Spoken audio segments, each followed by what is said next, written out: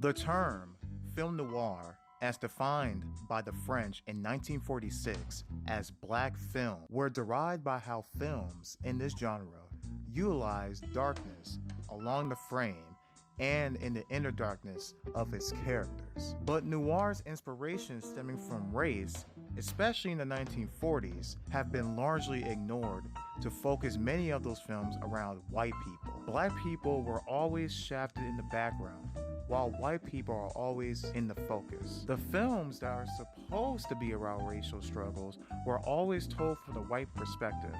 And it wasn't until the 50s when films like No Way Out and Odds Against Tomorrow showed African American characters in the forefront, with actors like the late Sidney Poitier and the late Harry Belafonte portray protagonists dealing with issues that plague their community like racism, racial identity, and empowerment. These films led to more contemporary examples of African American-led noir films dealing with similar themes.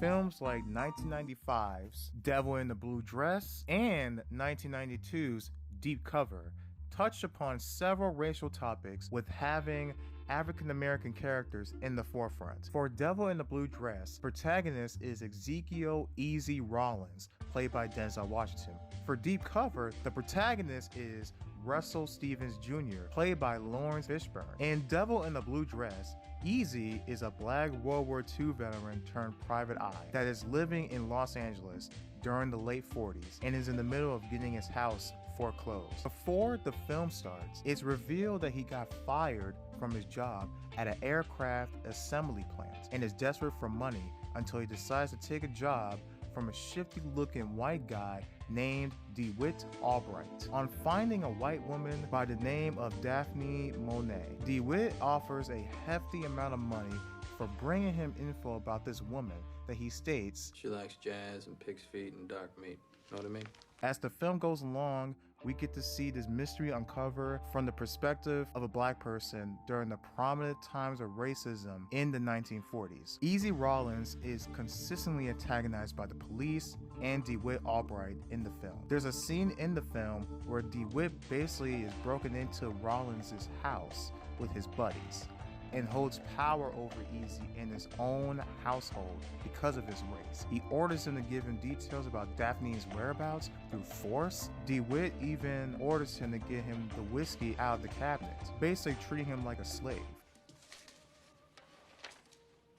Give me some whiskey, Easy. Even when Easy retaliates, liquor's in the cabinet, you get it your damn self.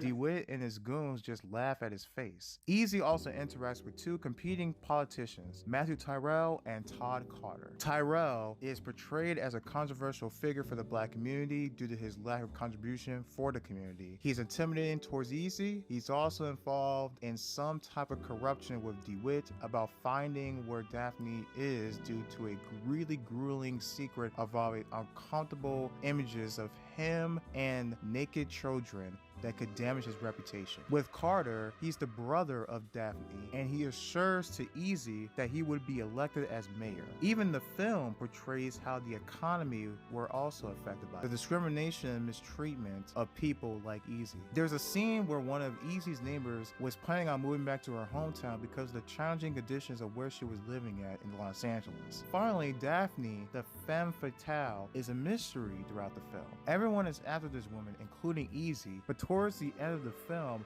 it's revealed that she's half black. Her mother is African American. She's the half sister of Frank Green, a black gangster that was also a person of interest for Easy. Also, her name is not even Daphne Monet, it's Ruby Hanks. But the fact that she was able to pass off as white in mostly white American environments despite being half black says a lot about her character. Speaking of environments, the film showcases the differences in how Easy is able to blend in certain surroundings. In the scenes where Easy is obtaining information at nightclub, he's more comfortable with the people that he knows. They say what up to him, they gather some drinks, and he even has sex with his best friend's wife, Coretta. But in the mostly white environments, he's more hidden in plain sight. He doesn't want to draw too much attention and even have certain white characters stare at him. If this was a white protagonist, then him going to meet Carter at his place or meeting Daphne for the first time wouldn't be a problem for him. In the film Deep Cover, Russell Stevens Jr., another Private Eye character,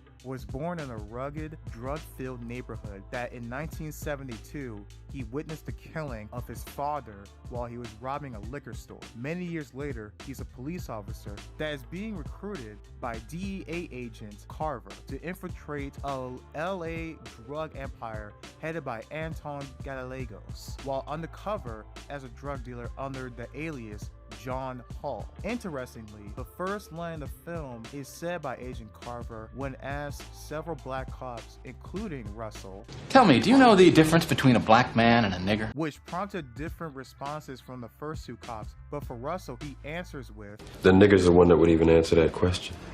Which relates to how this film deals with Stevens/Hull's struggle within his black identity. He is someone that worked so hard to make a difference in his life after such a troubling upbringing.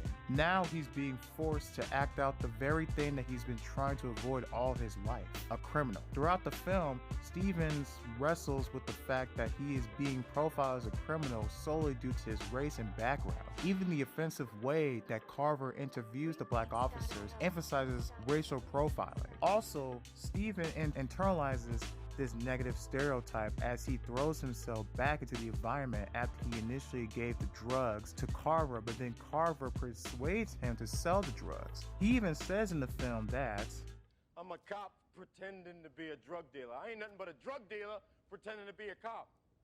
As the story ramps up, Russell realizes that he must protect himself against the drug dealers and the police to protect his own. Which by the end, when Russell did uncover what is happening between Gallegos and the mayor of LA, he asked the very same question that Carver asked him in the beginning of the film. "What's the difference between a black man and a nigger?" What? And then Russell answers that same question. "The nigger's the one that would even think about telling you." As stated earlier, the film also showcases how the drug epidemic affected urban communities. From the 80s to the early 90s, crack was widespread throughout South Central LA and other metropolitan cities. And the film portrays the ongoing drug war with rival gangs and the effect on drugs for the lower class black and Hispanic citizens. There's even a moment where a Latina woman dies from an overdose, leaving her son alone without a mother. Also, throughout the film, Russell has the bloody change that his dad gave him on the night he died, not only the last memory of his dad, but also as a reminder of what Russell's life was like living in that harsh environment. So in conclusion, films like Devil in the Blue Dress and Deep Cover were able to effectively comment about race from the perspective of an African American protagonist, particularly the hardships that one can go through during the 1940s with the police, economic, and political climate. Deep Cover touches upon similar themes while also commenting on the struggle with identity amongst African Americans during the crack epidemic of the 1990s.